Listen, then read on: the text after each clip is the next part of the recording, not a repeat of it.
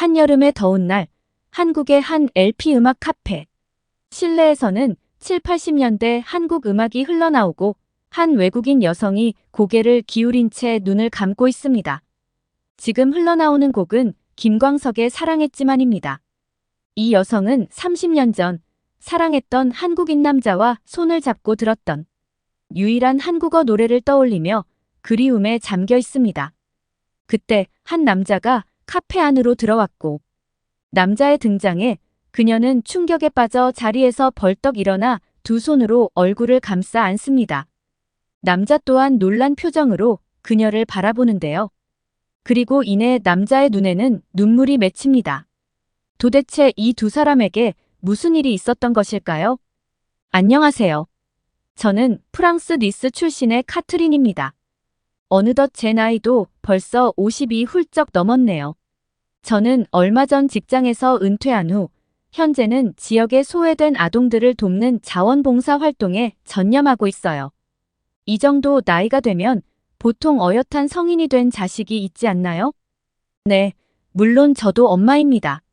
제 곁에는 항상 저를 아껴주고 살뜰히 챙겨주는 사랑스러운 딸이 있어요. 대부분의 사춘기 소녀들은 부모에게 여러 가지 고민을 안겨주기 마련인데 저희 딸은 달랐어요. 어릴 때부터 철이 일찍 들어서 공부도 열심히 하고 제게 큰 걱정을 안겨준 적이 없었죠. 아마도 제가 혼자서 힘들게 딸을 키워온 걸 알기 때문에 더 일찍 성숙해진 것 같아요. 딸은 어린 나이에도 불구하고 저의 고생을 이해하고 항상 제 곁에서 저를 도와주며 함께 이겨내려 노력했어요. 덕분에 공부도 열심히 하고 언제나 믿음직스러운 효녀로 자랐답니다. 제 딸은 제 삶의 버팀목이자 친구 같은 존재로 딸 덕분에 저는 늘 힘을 얻고 마음이 든든했어요. 제가 어쩌다가 남편 없이 딸을 혼자 키우게 되었는지 궁금하실 텐데요. 사실 저는 미혼모였거든요. 이 사정을 설명하기 위해서는 30여 년 전을 되돌아봐야 해요. 그 일은 제 고향인 니스에서 시작되었어요. 여러분은 프랑스를 떠올리면 대부분 파리를 먼저 생각하시겠지만 제 고향인 니스도 정말 아름답고 로맨틱한 곳이에요.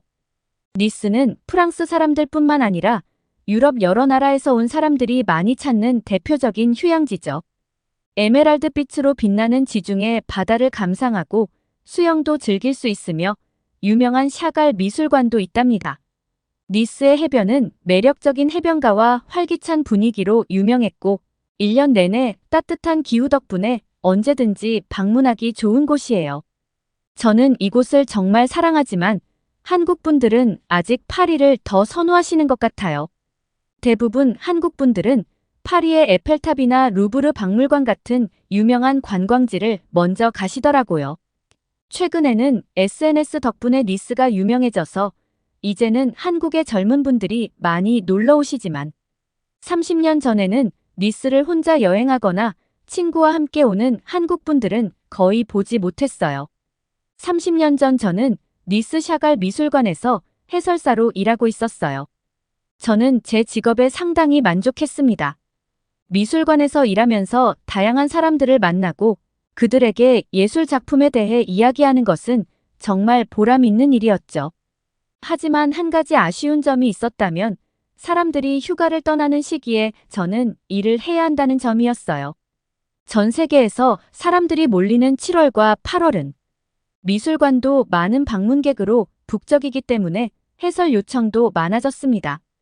그래서 저는 다른 프랑스인들과는 다르게 7월과 8월에는 열심히 일하고 8월 말부터 9월까지 휴가를 가곤 했어요.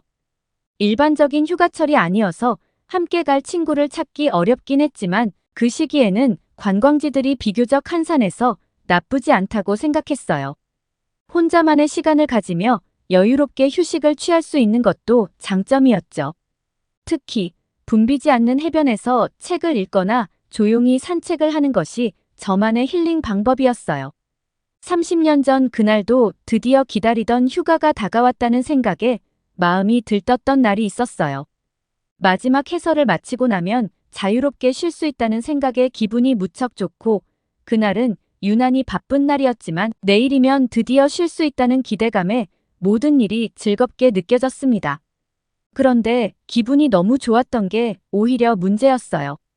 마지막 해설 시간에 맞추려고 서둘러 뛰어가다가 그만 계단에서 크게 넘어지고 말았죠.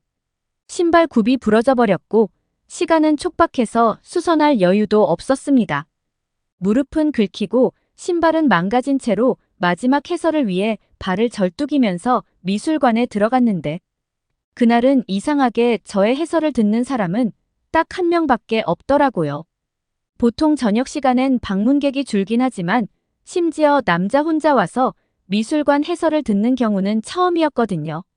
게다가 니스에서 보기 드문 동양인 남자였죠. 그 남자는 깔끔한 옷차림에 좋은 향기가 났어요. 그간 니스에서 본 동양인은 보통 중국인이나 일본인이 대부분이었는데 그 남자는 옷차림을 봐선 중국인은 아닌 것 같았고 키도 큰 걸로 보아 일본인도 아닌 것 같아서 출신이 어디냐고 물어봤더니 한국인이라고 하더라고요. 니스엔 신혼여행을 오는 사람들이 많았기에 혼자 온 한국인 남자가 꽤 독특해 보이긴 했습니다. 그리고 이내 저는 그 남자에게 작품에 대한 해설을 시작했어요. 그런데 그 한국인 남자의 시선이 미술 작품이 아닌 제 다리로 향해 있는 느낌이 들었어요. 처음엔 그냥 우연이겠거니 했지만 시간이 지나면서 점점 더 신경이 쓰이기 시작했어요. 해설을 이어가면서도 그의 시선이 계속 신경에 거슬렸고 마음 한구석에 불쾌한 감정이 밀려왔죠. 저는 최대한 표정을 관리하면서 해설을 이어갔지만 속으로는 그의 시선에서 벗어나고 싶다는 생각뿐이었어요. 그런데 갑자기 한국 남자가 제 다리를 가리키며 괜찮겠냐고 묻더라고요. 한국 남자의 말에 저도 제 다리를 보았는데 웬걸 무릎에서 피가 철철 흐르고 있었던 거예요. 그래서 한국 남자가 그렇게 제 다리를 쳐다본 거였어요. 아플 것 같은데 아무렇지도 않은 척 미술 작품을 설명하고 있는 제가 안쓰러워 보였나 봐요. 순간 너무 창피했던 저는 괜찮다며 시간이 가고 있으니 빨리 가시죠라고 했는데 남자가 오늘은 그만하자는 거예요. 내일 다시 예약을 잡고 오겠다고 했어요. 아픈 걸 참고 걷는 게 보이는데 마음이 너무 불편하다는 이유였습니다. 하지만 전 내일부터 휴가인데 오늘만 참으면 되니 상관없다고 잘라 말하며 미술관 투어를 계속 이어나갔고 잠시 주춤하던 한국 남자는 말없이 나가버리더라고요. 호의를 너무 단칼에 거절해서 기분이 나빴나 하고 그를 찾으러 따라 나갔는데 이미 가버렸는지 안 보이더라고요. 그렇게 마지막 해설은 찝찝한 기분으로 끝나버렸습니다. 그리고 퇴근 준비를 하고 미술관 밖으로 나가니 아니 글쎄 아까 사라졌던 한국 남자가 미술관 앞에서 서 있는 거 아니겠어요? 왜 이곳에 계시냐고 물었더니 갑자기 잃어버린 물건이 생각나서 급하게 나간 거라며 제게 연고와 밴드를 건네더라고요. 불과 만난 지 2시간도 안 된 한국 남자가 초면에 나에게 왜 이런 친절을 베풀지라는 생각에 머릿속이 복잡한데 미술관에서 단칼에 거절한 게 미안해서 이번에는 고맙다고 말하며 연고와 밴드를 받았어요. 프랑스에서 흔히 볼 수 없는 매너에 당황했지만 한국 사람들은 정말 예의 바르고 친절하다는 생각이 들었어요. 그리고 한국 남자와 함께 걸으면서 이런저런 이야기를 나누었죠. 그러다 그가 저에게 궁금한 것이 없냐고 물었어요. 그래서 저는 솔직하게 결혼한 남자가 왜 혼자 여행을 왔는지 궁금하다고 했어요. 혹시 부인과 싸웠다면 화해할 수 있는 좋은 레스토랑을 소개해주겠다고도 했죠. 그 남자는 어이없다는 표정을 지으며 결혼을 한 번도 한 적이 없다고 말했어요. 잠시 침묵이 흘렀고 제가 오해한 게 미안해졌죠. 그러자 한국 남자는 자신을 제게 소개하더라고요. 이름은 영민이고 최근에 다니던 회사를 그만두고 새로운 회사로 이직할 예정이라 잠시 시간을 내어 혼자 유럽 여행을 온 거라고 했어요. 그리고 원래는 니스에 올 생각이 없었는데 파리 여행을 갔다가 그곳의 지저분함에 질려서 여행 계획을 바꿔서 니스로 왔다네요. 그날은 영민 씨와 시간을 잊고 이야기를 나눴던 기억이 생생해요. 문화는 다르지만 말도 잘 통하고 정말 재미있는 사람이라는 생각이 들었어요. 그리고 이 한국 남자, 영민 씨도 저와 비슷한 생각을 했던 것 같아요.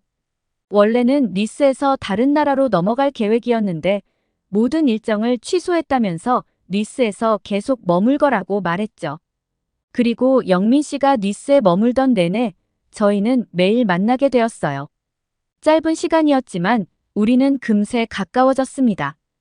그런데 문제는 영민 씨가 곧 집으로 돌아가야 한다는 거였죠. 다른 회사로 이직할 예정이었으니 우리의 이별은 피할 수 없는 일이었어요. 영민 씨가 다시 한국에 갈 때쯤 우리는 담담하게 작별 인사를 나누었죠. 사실 1~2주 정도 만난 사이에 울고불고 하는 것도 이상하잖아요. 여름 휴가 동안 짧게 불장난한 정도로 생각하고 쿨하게 보냈어요. 그런데도 마음 한가운데가 허전한 느낌이 들더라고요. 연애도 많이 해보고 이별도 겪어봤지만 이런 감정은 처음이었어요. 짧은 만남을 연애라고 부르기도 애매한데 공허함이 너무 커서 혼란스러웠죠. 프랑스에서는 오랜 연인들도 사랑해라는 말을 잘 안 해요. 정말 특별한 관계에서만 쓰는 말이라 저는 한 번도 해본 적이 없었거든요. 그런데 이번에는 이게 사랑인가 싶었어요. 영민 씨도 비슷한 감정을 느꼈던 것 같아요. 우리는 시차도 무시하고 밤을 새워가며 계속 연락을 주고받았고 몇 달이 지나면서 마음이 점점 더 커졌죠. 제 생각은 우리가 어떻게 하면 미래를 함께할 수 있을지에 쏠려 있었어요. 그러던 중 영민 씨가 한국에 한번 오지 않겠냐고 묻더니 부모님을 뵙고 우리 미래에 대해 더 구체적으로 얘기해보자고 하더라고요. 마침 겨울엔 비수기라 제가 쉴 수 있는 시간이 많았고 그래서 망설임 없이 한국으로 갔어요. 출국장에서 환하게 웃으며 저를 맞아주는 영민 씨를 보자마자 확신이 들었어요. 이 사람과 함께 인생을 걸어도 되겠다고 생각했죠. 한국에서 영민 씨의 부모님도 만났어요. 다행히 영민 씨 부모님은 저를 예뻐해 주셨고 영민 씨도 저희 부모님께 인사드리러 프랑스로 오기로 한 상태였답니다. 그런데 영민 씨가 프랑스에 오기 일주일 전 저는 제 몸의 이상함을 감지했어요. 소화가 안 되는 것 같더니 평소엔 아무렇지도 않았던 미술관에서 나는 특유의 그 냄새를 못 참겠더라고요. 미술관에 들어서면 참을 수 없는 헛구역질을 하기 시작했죠. 처음엔 제가 큰 병에 걸린 줄 알았어요. 그런데 갑자기 영민 씨와의 그날 밤이 생각났고 테스트를 해봤는데 글쎄 선명한 두 줄이 나오더라고요. 너무 당황스러웠지만 한편으로는 영민 씨를 쏙 닮은 아이의 얼굴도 궁금해졌죠. 그리고 영민 씨에게 그 사실을 알렸어요. 그 순간 전화기 너머로 몇 초간의 정적이 흘렀는데 몇 초였지만 저에겐 그 순간이 몇 시간처럼 느껴졌습니다. 제가 생각한 영민 씨의 반응과는 달라서 조금 서운했지요. 이내 영민 씨는 프랑스에 빨리 오겠다고 말했고 영민 씨가 프랑스에 오는 날 저는 공항에 가서 기다렸지만 그는 끝내 제 앞에 나타나지 않았어요. 하염없이 프랑스 공항의 입국장에 서서 기다렸던 그 장면이 마치 어제처럼 기억이 나네요. 무슨 일일까 싶어 전화를 했지만 전화기는 꺼져 있었습니다. 처음엔 영민 씨가 프랑스에 오다가 사고라도 난 것 아닐까란 생각했지만 몇 주가 흘러도 연락이 되지 않았고 기다림이 계속되자 저를 피해 숨었다는 결론을 내렸습니다. 제가 섣불리 아이를 가졌기 때문이라고 생각했죠. 그리고 전 다니던 미술관도 그만두고 프랑스의 어느 시골로 이사를 가버렸어요. 부모님께도 너무나 죄송했기 때문에 면목이 없었습니다. 뱃속의 아이는 꼭 지키고 싶었어요. 그렇게 부모님께 저는 저의 임신 사실을 숨기고 조용히 떠났어요. 그곳에서 저는 아이를 혼자 낳았습니다. 엄마가 된 저는 제 아이를 책임지기 위해 닥치는 대로 일을 했고 아빠 없는 아이라고 손가락질 받지 않도록 어찌 보면 남들보다 더 엄하게 아이를 가르쳤어요. 어찌 생각하면 딸한테는 미안해요. 딸은 태어난 순간부터 아빠의 존재도 모르고 살았잖아요. 가끔 학교에서 친구들의 아빠 이야기를 듣고 와서 왜 나는 아빠가 없는 거냐고 제게 물을 때면 가슴이 미어졌습니다. 그리고 딸에게는 아빠는 사고로 일찍 하늘나라에 갔다고 거짓말을 했어요. 사실 모르죠. 죽었는지 살았는지 생사도 확인을 못하고 산 지 벌써 30년이 흘렀으니까요. 그래도 딸은 아빠가 없다고 해서 기죽는 일이 없었고 오히려 자신의 아빠가 한국인이라는 것을 더욱 특별하게 생각했는데요. 딸은 자신의 몸속에 한국인의 피가 흐르고 있다는 것에 자부심을 느낀다고 말할 정도였어요. 왜 요즘 한국이 정말 세계적으로 대단하잖아요. BTS나 블랙핑크 같은 K-팝 아이돌들이 전 세계 음악 차트를 휩쓸고 있고 기생충 같은 영화는 아카데미 상도 타고 또 한국 드라마는 스토리도 재미있고 퀄리티도 높아서 전 세계 사람들이 좋아하며 한국 화장품이나 뷰티 제품은 품질도 좋고 혁신적이라서 글로벌 시장에서도 인기가 많죠. 게다가 한국 음식은 맛도 좋고 건강해서 많은 사람들이 좋아하고요. 그래서 딸은 자신 있게 자기 몸에 반은 한국인이라고 당당하게 말하더라고요. 기특하지 않나요? 제 딸은 공부도 잘했고 엄마 고생한다며 대학 시절 내내 장학금도 놓치지 않고 받았어요.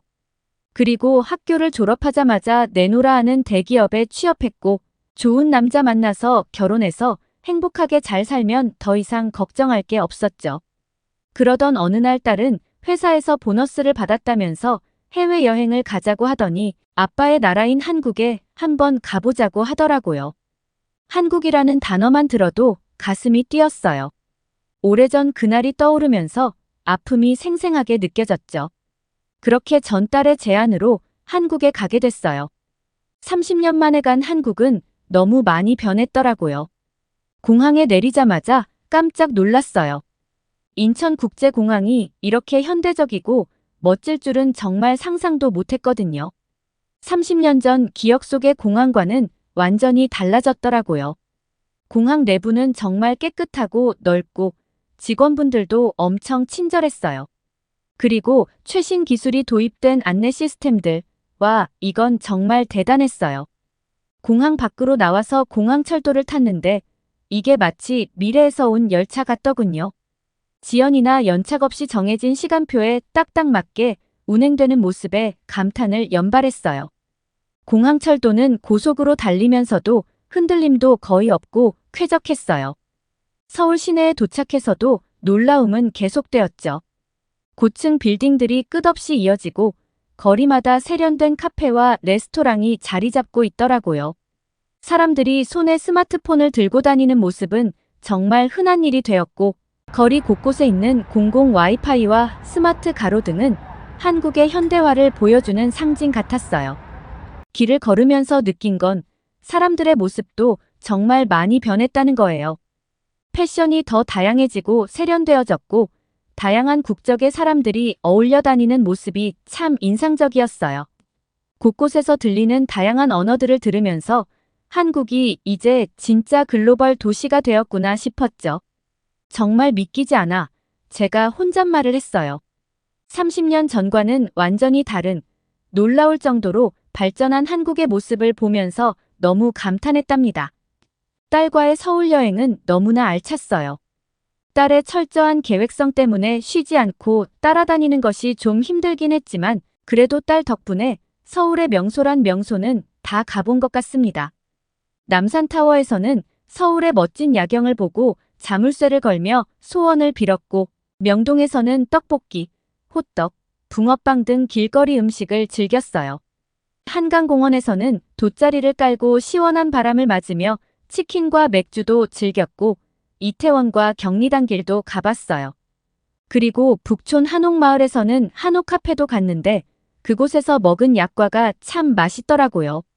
그리고 젊은이들의 거리인 홍대에서는 길거리 공연을 구경하고 딸이 좋아하는 올리브영에서 화장품도 잔뜩 사고 인생 내 컷이라는 스티커 사진도 찍었습니다.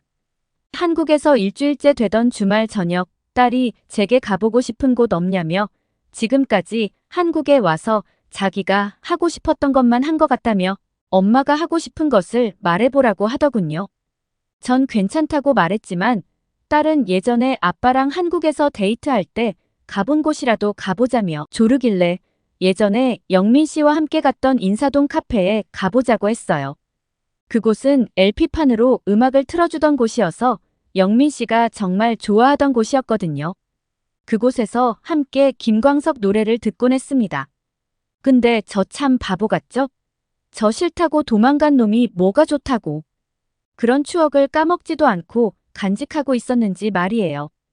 아무튼 딸의 성화에 모시겨 이미 그곳은 세월이 많이 흘러 없어졌을 수도 있다고 하고선 어렴풋이 남은 기억을 잡고 카페를 찾아갔습니다. 그런데 놀랍게도 그 카페가 여전히 있더라고요. 더 놀라웠던 건 그날도 마침 김광석의 사랑했지만이 나오고 있는 거예요. 그 노래를 듣자마자 심장이 두근거려서 터질 것만 같았어요. 30년 전에 저와 영민 씨의 모습이 눈앞에 그려졌거든요. 그런데 저는 이내 다리에 힘이 풀려서 주저앉고 말았습니다. 바로 그 카페 주인이 영민 씨였던 거죠. 죽었거나 또는 도망갔다고 생각한 영민 씨가 30년 만에 제 눈앞에 나타났어요. 영민 씨 역시 저를 보자마자 몸이 마비된 듯 얼어붙었고 계속 저를 보더니 이내 그의 눈엔 눈물이 맺혔어요. 그러더니 영민 씨는 제게 카트린 맞아? 라고 묻더군요. 그 한마디에 눈물이 터졌어요. 왜 이제 내 앞에 나타났는지 슬프기도 했지만 화도 났고 도대체 이게 무슨 상황인지 혼란스럽더라고요. 딸은 잠시 나갔다 오겠다며 자리를 비켜줬고 영민 씨와의 어색한 대화를 이어갔습니다. 그런데 영민 씨는 도대체 어디 갔었냐며 제게 되려 묻더라고요. 그래서 그날의 기억을 거슬러 올라가 서로 이야기를 했어요. 알고 보니 영민 씨는 제가 임신 소식을 알리자 예정된 날보다 더 빨리 프랑스에 와서 저를 놀래켜줄 생각을 했대요. 그래서 비행기 일정을 바꿔 공항에 가던 중이었는데 고속도로에서 졸음운전을 하던 대형 트럭과 교통사고가 났고 그 사고로 생사를 오고 갈 정도로 크게 다쳤다고 했어요. 영민 씨는 사고 충격으로 뇌에 손상을 입었고 그로 인해 오랫동안 의식불명 상태였답니다. 그 당시 의사 선생님도 영민 씨가 깨어난다고 해도 정상적인 생활은 힘들 거라고 했대요. 얼마나 절망적이었을까요? 그런데 기적처럼 영민 씨가 깨어났는데 처음에는 말도 못하고 움직이는 것도 거의 불가능했다고 해요. 그런데 영민 씨의 마지막 기억이 자신의 아이를 가진 제가 떠올랐고 절 만나기 위해 무조건 다 나아서 프랑스에 가야겠다고 마음먹었답니다. 물리치료와 재활치료를 열심히 받으면서 조금씩 몸을 움직이기 시작했고 언어치료 덕분에 다시 말을 할 수 있게 됐대요. 영민 씨가 어느 정도 일상생활을 할 수 있게 되자마자 제일 먼저 한 일이 뭔지 아세요? 바로 니스에 있는 샤갈 미술관으로 저를 찾으러 왔었다는 겁니다. 하지만 제가 그곳에 있을 리가 없잖아요. 영민 씨가 사라진 저를 찾는 게 마치 모래알 속에서 바늘 찾기 같았다고 하네요. 영민 씨는 저를 찾지 못해 괴로워했고 저는 영민 씨를 원망하며 30년을 살아왔어요. 어쩜 이렇게 엇갈릴 수가 있을까요? 서로를 찾지 못한 그 시간이 너무 한탄스러웠어요. 영민 씨는 저를 찾지 못한 후 결국 한 곳에서 저를 기다리기로 했대요. 그래서 우리들의 추억이 서려 있는 이 카페를 인수하고 제가 언젠간 찾아오기만을 기다렸다고 해요. 매일매일 그 카페에서 저를 기다리며 다시 만날 날을 꿈꿨다고 하네요. 영민 씨의 간절했던 마음에 하늘도 감동하신 걸까요? 30년 만에 우리는 다시 만나게 되었어요. 이제라도 만난 것을 좋아해야 할까요? 그동안 함께 누리지 못한 행복의 아쉬움 때문에 눈물이 났어요. 하늘은 왜 이렇게까지 우리를 갈라놨어야 했는지 영민 씨가 이곳에 있었다는 것을 조금이라도 더 생각해봤다면 더 빨리 한국에 왔더라면 하는 아쉬움이 밀려왔죠. 죽은 줄만 알았던 아빠를 처음 만난 딸도 한동안 어리둥절해했지만 딸은 이제라도 다시 아빠를 만났다는 것만으로도 감사하다고 했어요. 억울함과 슬픈 마음은 접어두고 비록 30년 동안 함께하지 못했지만 이제부터라도 영민 씨와 함께 하려고 합니다. 우연히 딸과 함께 한국에 왔다가 제가 큰 선물을 받은 것 같아서 감사한 마음뿐이랍니다. 오늘의 사연 어떠셨나요? 사연이 좋으셨다면 구독과 좋아요를 눌러주세요. 여러분의 구독과 좋아요는 영상 제작에 큰 힘이 됩니다. 더욱더 감명 깊은 사연으로 찾아뵐게요. 끝까지 시청해주셔서 감사합니다.